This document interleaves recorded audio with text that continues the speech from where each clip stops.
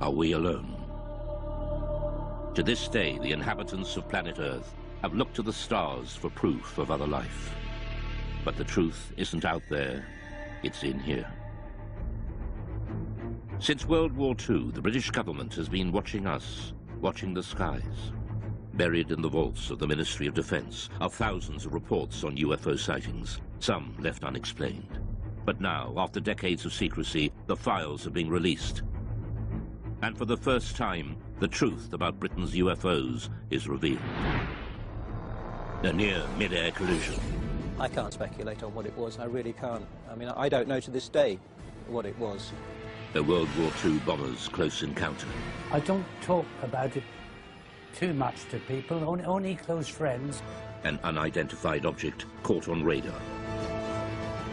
And new evidence on one of the most celebrated UFO cases, the Welsh Roswell. If it could be shown that any UFOs were extraterrestrial in origin, people's entire belief system would fundamentally change. Strange, unexplained stories that leave many wondering if there really is life out there.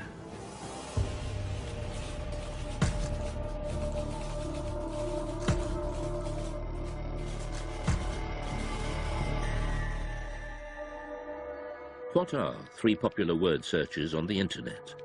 Perhaps the first two are no surprise. UFOs have an incredible hold on the popular imagination, but few myths have involved government investigations, surveillance, and cover-ups. UFOs have. One person who knows just how seriously UFO sightings have been taken by the British authorities is ex-MOD operative Nick Pope. From 1952 onwards, it was decided that there really needed to be a small unit set up permanently to research and investigate the UFO phenomenon.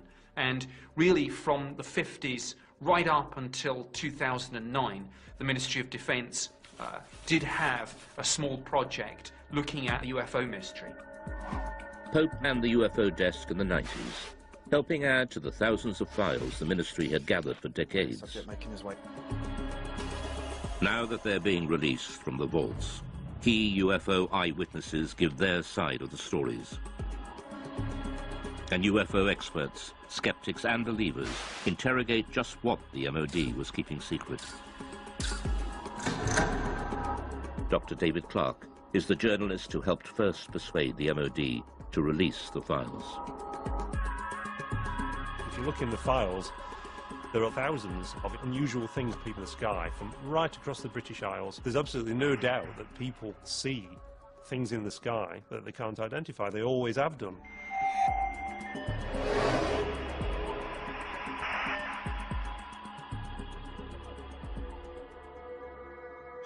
January 6th, 1995.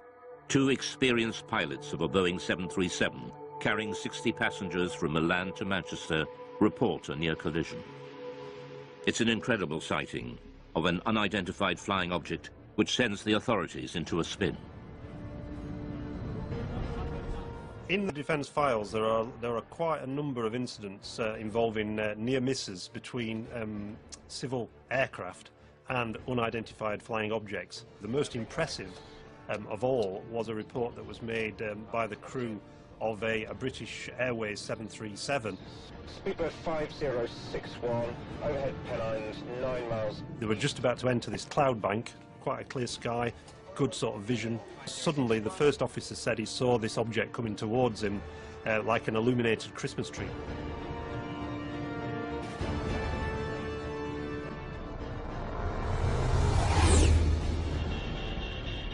What the hell? It was so low in its approach and so close that he automatically ducked, thinking there was going to be a collision. And this thing just zoomed past, and immediately he turned to the captain and said, "Did you see that?" The captain said, "Yeah, I saw it as well." Immediately the pilots radioed into Manchester Control Tower. There's a lot of concern amongst air crews about what damage could be done to their reputation if they became known as, you know, the crew that see flying saucers. So it was interesting in this case that despite that, these two air crew decided that when they landed they were going to file an official air miss report. So that would then trigger a full detailed investigation by the Civil Aviation Authority, which is exactly what happened. For the first time, the MOD files show how this extraordinary incident sparked a full-scale investigation conducted by aircraft near-miss investigator Anthony Booth. Well, it was unusual for a start because it was the only one in my memory in 7 years of working in that particular department that I'd actually dealt with something like this. We could talk to the pilots, both the pilots. We would go through looking at radar recordings, RT transcript recordings of the voices of the pilots, recordings of what Manchester Air Traffic Control had to say. We just looked at anything that might shed some light on what this object might have been. The pilots now refuse to talk publicly about the near crash, but the MOD files recall what they told Anthony Booth at the time. My attention was initially focused on the glare shield in front of me, but I was diverted by something in my peripheral vision. The object had a number of small white lights, rather like a Christmas tree. The high speed of the object, although unable to estimate its distance, it was very close. There's a transcript of the conversation between the captain of the 737 and ground control. So this is Speedbird 5061. We just let something go down the right-hand side, just above us, very fast. And Manchester immediately come back and say, well, there's nothing seen on radar. Was it an aircraft? Well, it had lights. He went down the starboard side very quickly. Manchester say, and just above you? Just slightly above us, yes. Manchester then advise them to keep an eye out for anything, but they can't see anything at all. It must have been very fast. It gone down very quickly after it passed you, I think. Okay, well, there you go. The Manchester control tower could not find any radar signal. To radar expert Doug Robb, this is extraordinary. It says the likelihood of such activity escaping detection is remote, as the area is well served by several radars, and any movement at the levels in question would almost certainly have generated a radar response. Nothing was seen. So what was it that avoided radar detection? The MOD files show that the investigators and pilots considered all the possibilities. It was a hang glider. At night, he's suicidal. Hang glider would not be picked up by normal radar, no. A comet? No, I don't think so. A meteor could be detected on re-entry if the radar was looking exactly in the right direction as that piece of debris went past at some speed. Military? Maybe, but I didn't recognise it. But we're near a major airport. It would have shown up on the radar response. Spy plane?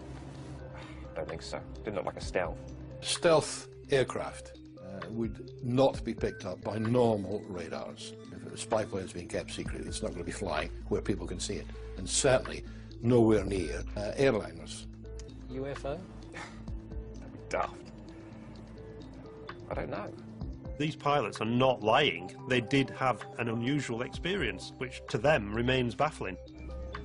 The files show the investigation seriously analysed the possibility of military activity, but they found no evidence from any official source.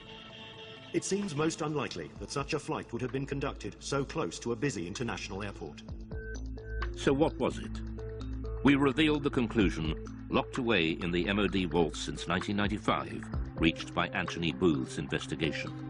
Most of the incidents that we looked at, we could arrive at some conclusion, definite conclusion, but in this case, we couldn't really. We had to come up with an assessment of cause and risk. Both the risk and the cause were unaccessible. Degree of risk, unaccessible. Cause, unaccessible. Really, that statement is really, really unusual to find that in an official air miss report, and it's basically saying we don't have a clue what was seen. Look, they'll say back at BA. I think they might rib us about this one. At the end of their the summary of the working group's discussions, it says that there is no doubt that these pilots both saw an object and that it was of sufficient significance to prompt an air miss report. Unfortunately, the nature and identity of this object remains unknown. To speculate about extraterrestrial activity, fascinating though it may be, is not within the group's remit and must be left to those whose interest lies in this field. To some ufologists like Nick Pope, the absence of any real conclusion leaves serious and unanswered questions. Now, to me, this was quite extraordinary. UFO does not mean alien spacecraft, but clearly in some people's minds, whether it was the pilot and the first officer, or whether it was the investigators at the Civil Aviation Authority or the Ministry of Defence, clearly somebody was thinking, well, maybe, just maybe, this is something extraterrestrial. I can't speculate on what it was. I really can't. I mean, I don't know to this day what it was. All I know is that we can't assume we know everything in this day and age. There may be things that we don't know about. The Manchester near-miss investigation shows just how seriously unexplained sightings were taken by the MOD. But the UFO desk had been receiving reports from pilots for decades. The files reveal sightings during World War II, and in some cases these were considered so grave they were referred right to the top of government. The newly released UFO files confirm what many experts suspected. The British government was investigating unexplained sightings as far back as World War II. I don't talk about it too much to people, only close friends who experienced perhaps flying during the war.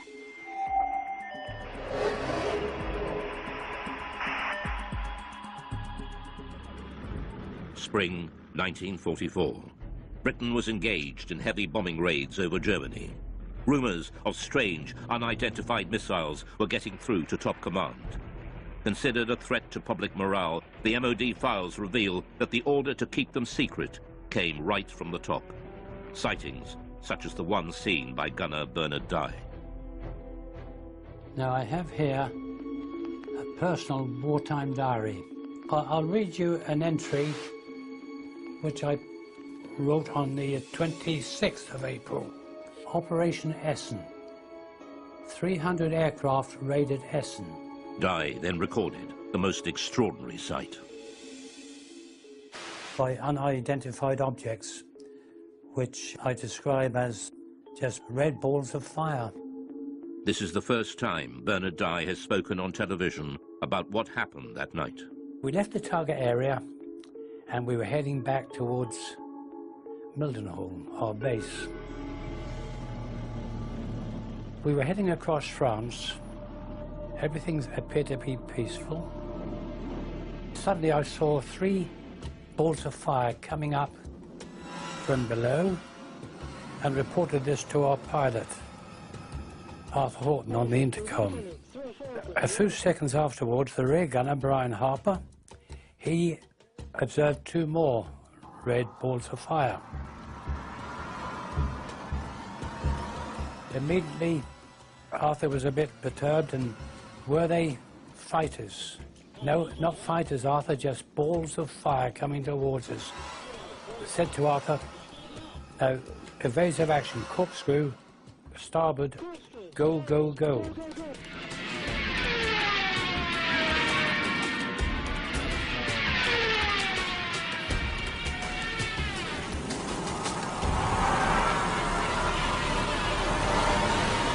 We travelled over 300 miles per hour.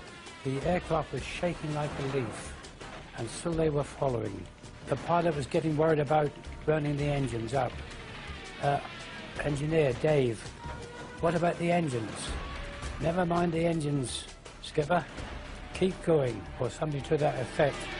The words were rather rude. It certainly gave me and the crew the willies to see them. After a short distance, these 5 red objects, they just got slower, and the red lights disappeared into the blackness below, and we got safely home. Well, when we got back to Mildenhall, our base, each crew is interrogated by intelligence officers, and they just laughed at us. And this upset the pilot, and, he said, you wouldn't bloody well have been laughing if you'd have been sitting with us in the aircraft. What did gunner Bernard Dye think they were? Didn't know what to think, but I thought they were just a new weapon that the Germans had invented. Bernard Dye was not alone. Other World War II aircrew had also reported unexplained sightings, and we now know that at least one of these reports was suppressed, and the order to do so came right from the top.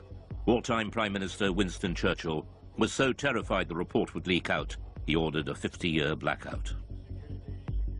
Mr. Churchill declared that the UFO incident should be immediately classified for at least 50 years, and its status reviewed by a future Prime Minister. Churchill's order referred specifically to a late World War II sighting made by a British aircrew returning from a reconnaissance mission over Germany. The files record, "My grandfather was present during a debate about an unexpected incident experienced by an RAF bomber crew."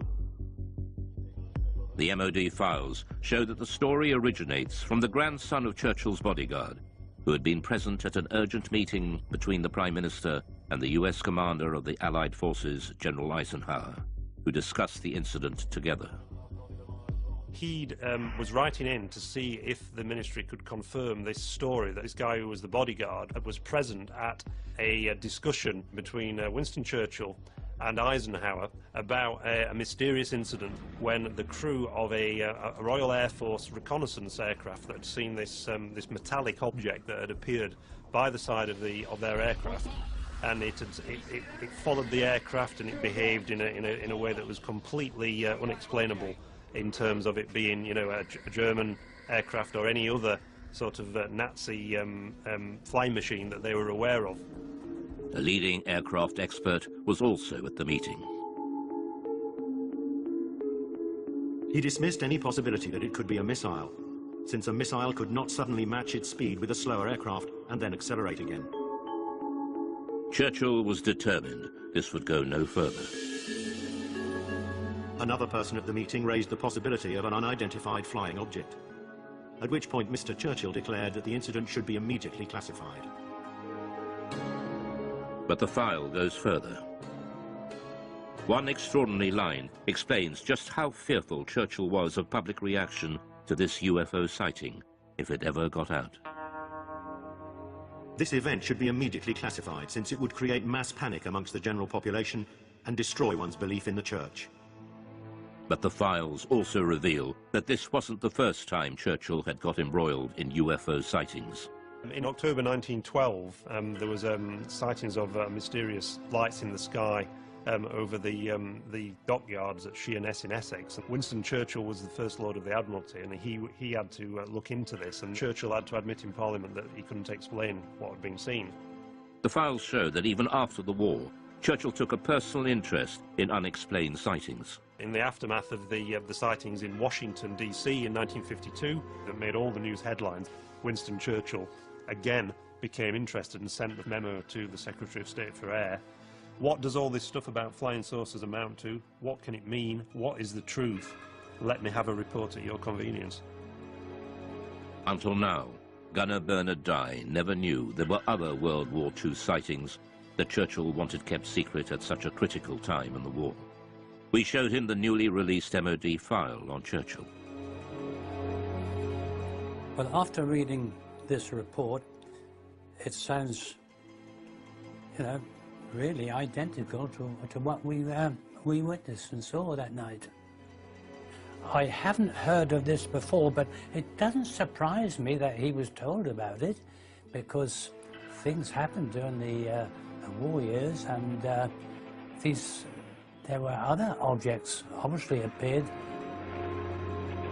It's interesting that during the 1940s there were a very large number of sightings reported by aircrew, and there are various Royal Air Force files at the National Archives that detail some of these reports, rocket phenomena they were described as, but they were never able to explain them. And at the end of the war, when they debriefed some of the Luftwaffe pilots, they said that they'd seen very similar things themselves, and they thought they were Allied secret weapons. So is there an explanation as to what the aircrew saw? Dave Clark has his own theory. They just thought that it was a combination of misperception on part of the aircrew. They were expecting enemy action because they were so charged up on adrenaline. UFO or not, the files show that the World War II leaders were desperate to keep such sightings away from the public. The next file reveals how, even decades later, the government was still panicking about UFOs.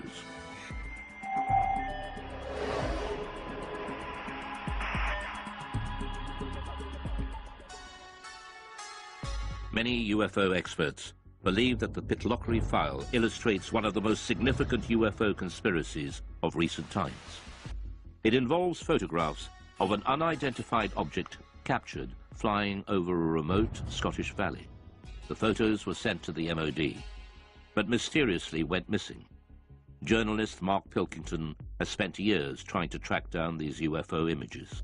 The Pitlochry photographs in the MOD files date back to the 4th of August 1990, when two witnesses on the A9 near Calvine, near Pitlochry, allegedly saw a large diamond-shaped craft hovering in the air for about 10 minutes and took 6 photographs of it. And the object that they claimed to have seen was accompanied by 2 aircraft, which the MOD later identified as Harriers. The photographer has never been identified. He sent the 6 photographs to the Scottish Daily Record newspaper. The paper never ran the story. Instead, they referred them to the MOD for investigation. The Ministry of Defence took their own copies of the photographs, which have since disappeared. They, according to the files, sent the original negatives back to the Scottish Daily Record, which inexplicably never ran a story on the subject and never published the photographs, and presumably returned them to the 2 men whose names have been removed from the file, so we can't ask the 2 men. So mystery piled upon mystery. All that remains in the files is a photocopy of the alleged photographs. Ufologists later mocked up this photo of what was seen. But Nick Pope dealt with the original photos and file when he worked behind the MOD desk. Both the Defence Intelligence Staff and the Joint Air Reconnaissance Intelligence Centre analysed this very carefully, and the consensus was clear on this. This was a real object. It was maybe 25, 30 metres in diameter. I sat down with my opposite number from the Defence Intelligence Staff at a briefing about UFOs. We discussed this photograph extensively. This was something that was of defence interest, because clearly it could do something that we couldn't, and we wanted that technology. The MOD was determined to play down the incident. There's an interesting briefing by the Ministry of Defence press office on defensive lines to take if these photographs made it into the newspapers, and they were asked questions about this. And there's a list that basically says that we have looked at the photographs and no definitive conclusions have been reached regarding the large diamond-shaped object. And if they were pressed by the media, they were told to say all sighting reports received by the Ministry are referred to the staff in the departments which are responsible for the air defence of the UK. During his time with the Ministry, Pope had a blown-up copy of the photograph on his office wall until it was personally taken down by his superior. One suggestion was that this was a secret prototype American spy plane. My head of division convinced himself that this probably was some secret aircraft or drone, and he ordered that this be removed. We know from the files that there was a lot of internal discussion about, were the Americans flying this incredible spy plane, and if so, why had they not asked for permission, for this thing to fly through British airspace? Journalist Mark Pilkington believes that events at the time could well have influenced what people thought they had seen. This was just 2 days after the first Gulf War had broken out, and there were certainly great deployments of aircraft towards the Middle East, and the UK was a kind of sort of stop-off point and a sort of launch pad for a lot of those aircraft. The MOD were clearly worried about public reaction, just as Churchill had been 4 decades earlier. So was there a cover-up by the MOD over the mysterious Pitlochry photographs? There's a possibility that the Ministry of Defence destroyed these images, possibly because they thought that they were some American spy plane that they'd rather we didn't know about, or maybe if this thing genuinely remained unexplained, because we simply didn't want the embarrassment of saying that there might be things in our airspace with speeds and manoeuvres that exceed everything that we've got, and yet which remain unexplained. However, all we're basing this on, we should make clear, is a very grainy, fuzzy black and white image that, for all I know, could have been drawn by a child with crayons. Mark Pilkington is still looking for the real Pitlochry photographs to find out just what did put Britain's defences to the test. But 6 years later, on Britain's east coast, Another UFO sighting sparks off a full-scale military investigation and a direct challenge to the Secretary of State for Defense. In 1996, the Ministry of Defense was drawn into a serious breach of UK defences by a UFO over East Anglia. MOD files reveal it not only involved the police, Coast Guard and RAF, but a call to the Defence Secretary to scramble jet fighters. I'm very concerned about an incident that occurred off the East Anglian coast recently involving a visual unidentified flying craft sighting that was correlated by various different military radar systems. Why weren't our jets scrambled? It was one of the biggest UFO scares ever. And it all started one quiet October night on the East Coast.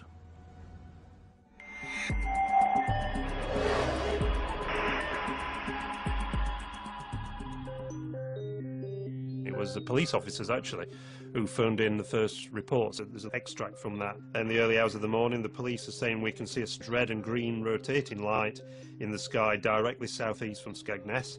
It looks to be high in the sky directly over the Wash.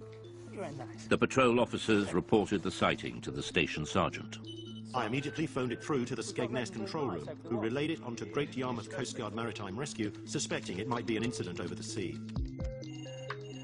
We had a report at about 3:15 local time from Skegness Police, and they could actually see this light in southeasterly direction. We were uncertain of what it was at the time, and we immediately made a report to the local air defence radars to see if they could see anything. The call went through to RAF Neatishead, the most important air defence centre in southern England. Clancy radar has a contact bearing at 221 degrees at... They noticed that on one of the radars, a blip that they couldn't identify, that wasn't an aircraft. Could the mysterious radar blip and the strange lights seen by the police be the same thing? Panic calls from the public started to come in. No, I don't think they're invading. The call was put out to shipping to keep a lookout for unidentified lights. Then a tanker came back. MV Conocastle Yarmouth, we're seeing a group of lights above the Wash. The vessel at sea was the Connor Coast, and she was in much this sort of area. At 3:50 a.m., Patrol Officer P.C. Leyland rushed onto the police station roof to video the strange lights and managed to capture 5 minutes of footage, now showing a single stationary white light. News of the sighting spread quickly through the UFO grapevine. The transcript of the conversation between the Coast Guard and the police and the trawler crew was leaked to the local news, and it suddenly became this huge UFO incident that got to the attention of the local MP. The sighting gathered such momentum, even local Labour MP Martin Redmond got embroiled and started asking difficult questions.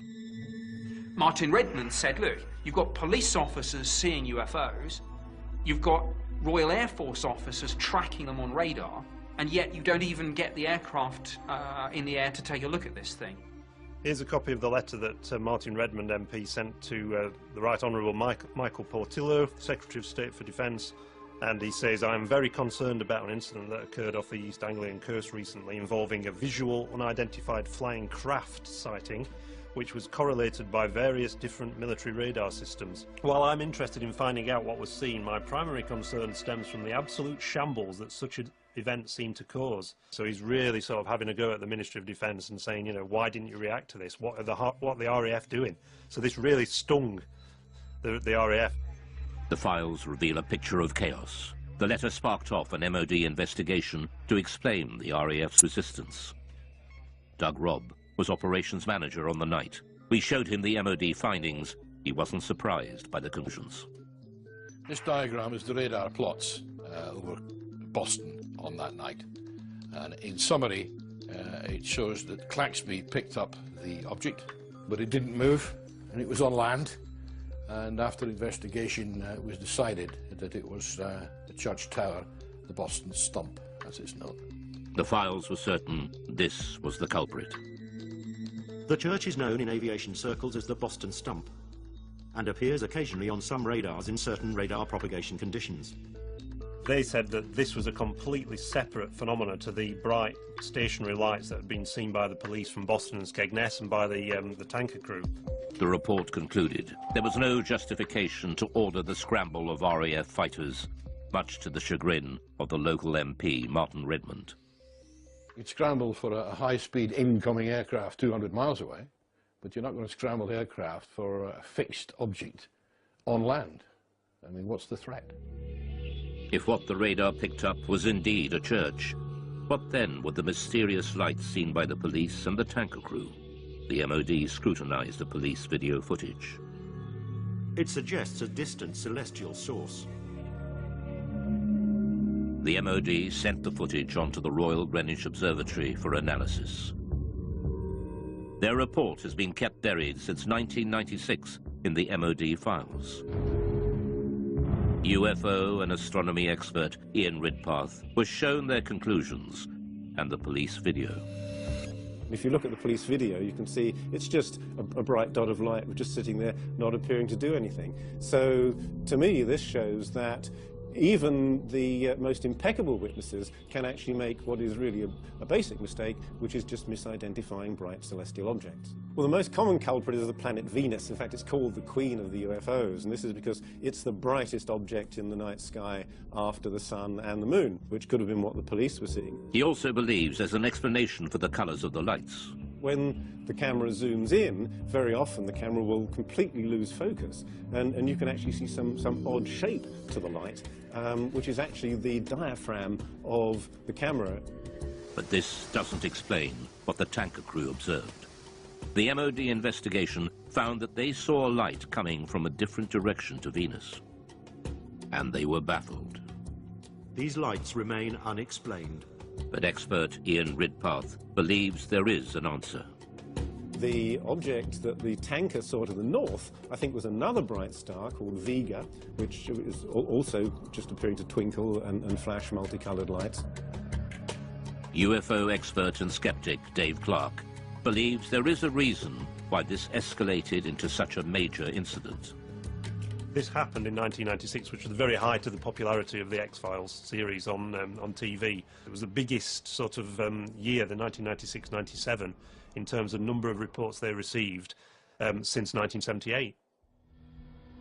So is this case closed for East Anglia?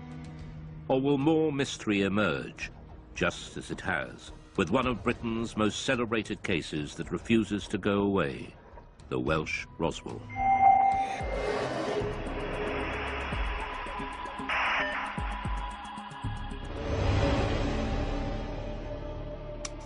In 1974, in North Wales, thousands of people experienced a violent earth tremor and lights were seen falling from the sky. Some ufologists believe a UFO crashed, and there's been a cover-up ever since of the Welsh Roswell. Oh, a heck of a bang, yes. Oh, yes, it's like a tremor it was in the house, shook the houses. We are in your houses. And it seemed to come right on top of their head. Until the house is coming down. There were lights coming from the top of the mountain, just up over there. 24th of January 1974 at 21:50 GMT. 5 bodies spectacularly incandescent were observed traversing the sky. New information has been revealed that opens the mystery further. Named as one of the main witnesses in the Berwyn incident is Hugh Lloyd, then a 14-year-old farmer's son. Just after 8:30 p.m., Hugh's family felt the massive earth tremor. It was a frightening experience. Almost 40 years on, Hugh still remembers that day as if it were yesterday. It was like this thud, and straight away the whole place started shaking very violently.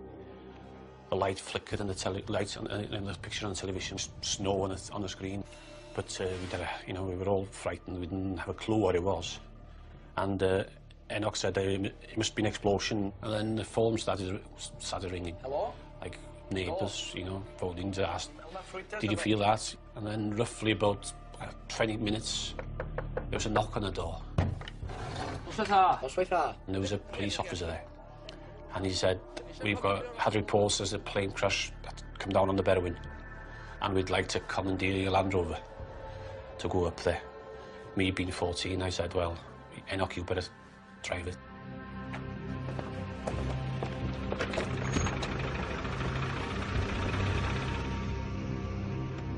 We carried on up the mountain about half a mile, maybe 3/4.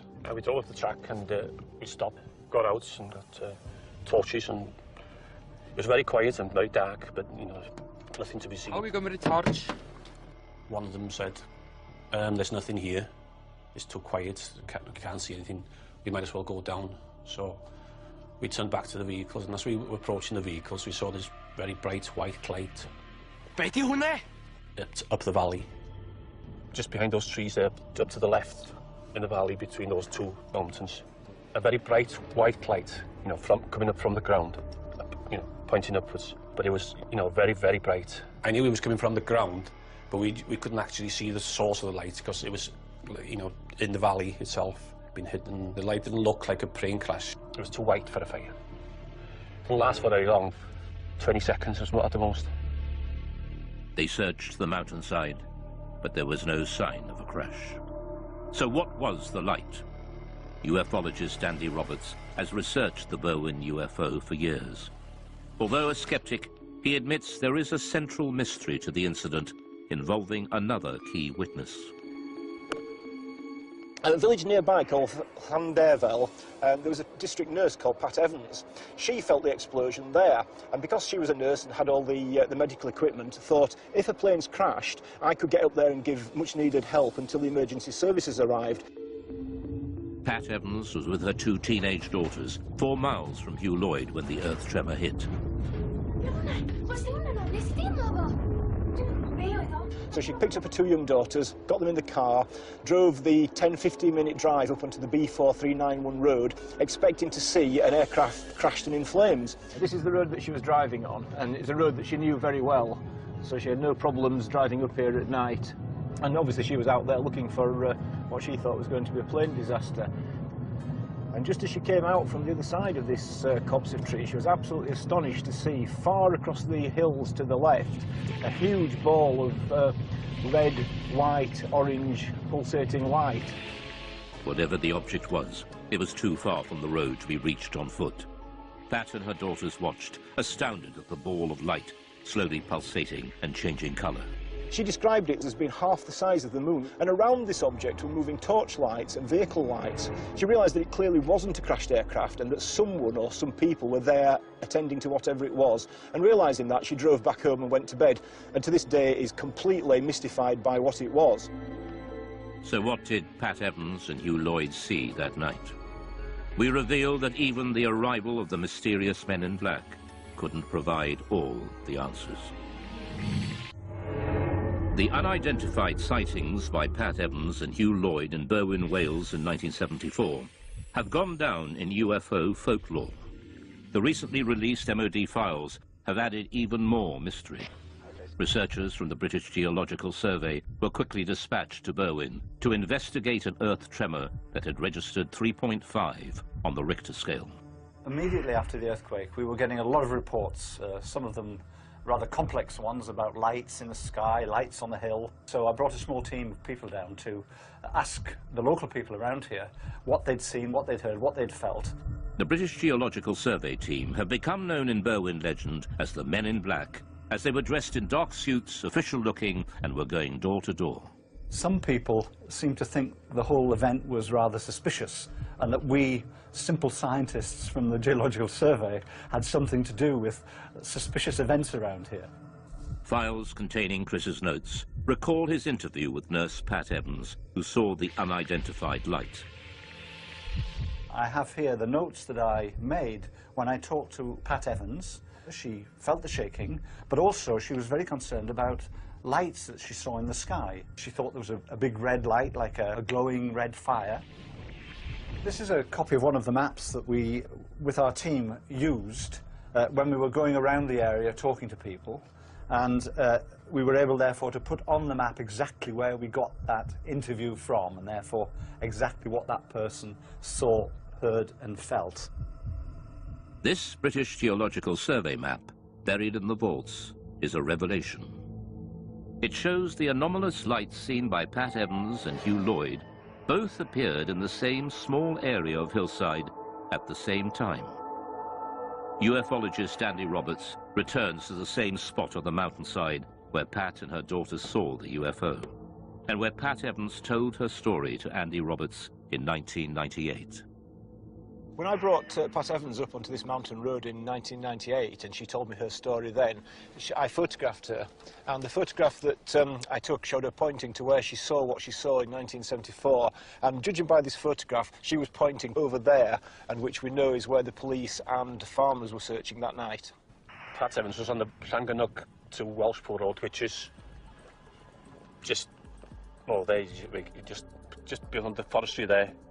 So if she was there, she probably saw the same lights as we saw. You know, because it's dead in line. I'm nearly positive that's the same lights as she saw. The recent files show the MOD's explanation for the sudden explosion and mysterious lights. Subsequent search of the hillsides in question revealed no sign of impact, however. The Meteorological Office considered that these sightings could have been occasioned by a bolide, that is to say a meteor which enters the Earth's atmosphere and burns up before reaching the ground. A private investigation done on behalf of the British Astronomical Society concluded, however, that the meteor may in fact have disintegrated over Manchester, and that its appearance was preceded at 8:30 p.m. by an earth tremor in the Berwyn Mountains with which it has no connection. So they were saying again, these are two things that happened coincidentally on the same night. You've got a meteor burning up in the atmosphere, and also you've got an earth tremor.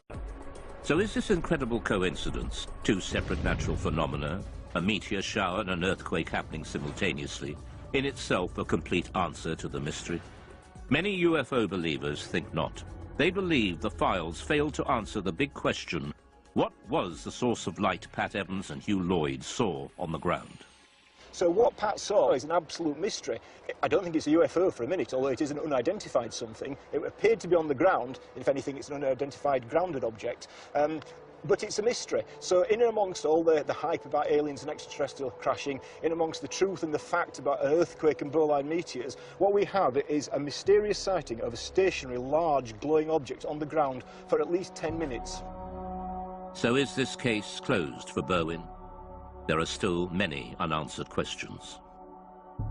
The Berwyn Mountain incident is, I think in many people's minds, it's not case closed. Some people believe that the release of these files is itself disinformation, and that the Ministry of Defence is still covering up some great secret truth about UFOs. The MOD has agreed to release all the UFO files over time. But will all the secrets be revealed? It seems that the public is not ready to give up believing just yet. For some people, UFOs are with us for a long time to come. Well, until the real ones show up.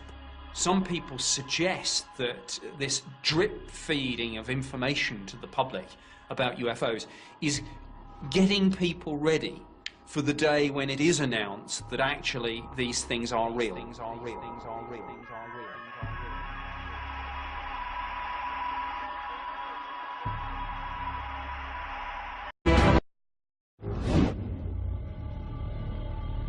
Are we alone? To this day, the inhabitants of planet Earth have looked to the stars for proof of other life. But the truth isn't out there, it's in here.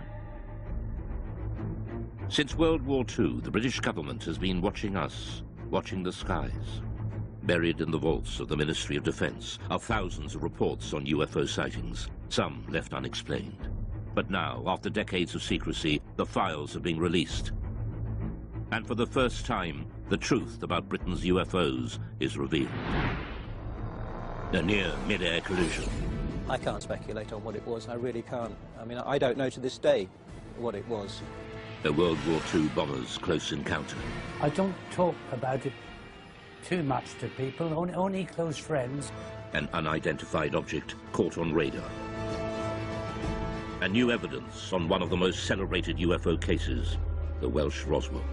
If it could be shown that any UFOs were extraterrestrial in origin, people's entire belief system would fundamentally change. Strange, unexplained stories, though eyewitnesses give their side of the stories. And UFO experts, skeptics and believers interrogate just what the MOD was keeping secret. Dr. David Clark is the journalist who helped first persuade the MOD to release the files. If you look in the files, there are thousands of unusual things people in the sky from right across the British Isles. There's absolutely no doubt that people see things in the sky that they can't identify. They always have done.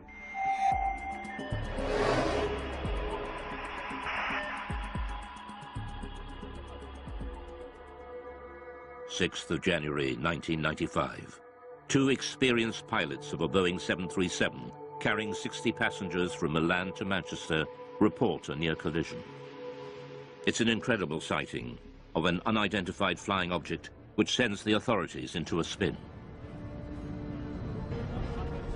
In the defence files, there are quite a number of incidents involving near misses between civil aircraft and unidentified flying objects. The most impressive of all was a report that was made by the crew of a... that leave many wondering if there really is life out there.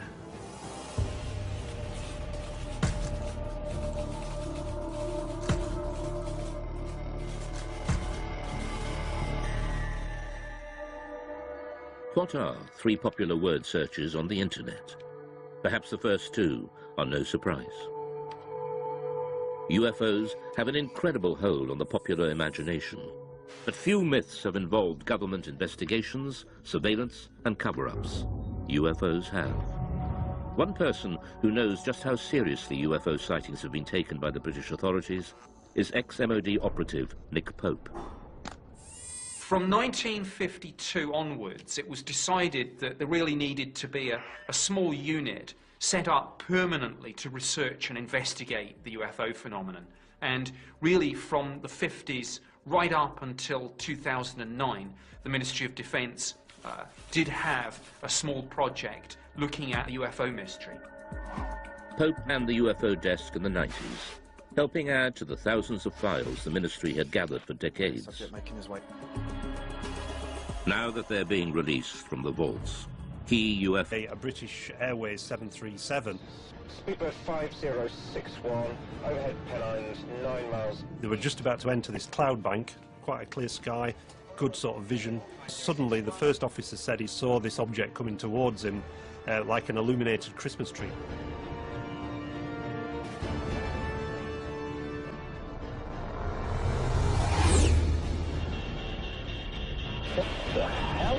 It was so low in its approach and so close that he automatically ducked, thinking there was going to be a collision. And this thing just zoomed past, and immediately he turned to the captain and said, "Did you see that?" The captain said, "Yeah, I saw it as well." Immediately the pilots radioed into Manchester Control Tower. There's a lot of concern amongst air crews about what damage could be done to their reputation if they became known as, you know, the crew that see flying saucers. So it was interesting in this case that despite that, these two air crew decided that when they landed they were going to file an official air miss report. So that would then trigger a full detailed investigation by the Civil Aviation Authority, which is exactly what happened. For the first time, the MOD files show how this extraordinary incident sparked a full-scale investigation conducted by aircraft near-miss investigator Anthony Booth. Well, it was unusual for a start because it was the only one in my memory in 7 years of working in that particular department that I'd actually dealt with something like this. We could talk to the pilots, both the pilots. We would go through looking at radar recordings, RT transcript recordings of the voices of the pilots, recordings of what Manchester Air Traffic Control had to say. We just looked at anything that might shed some light on what this object might have been.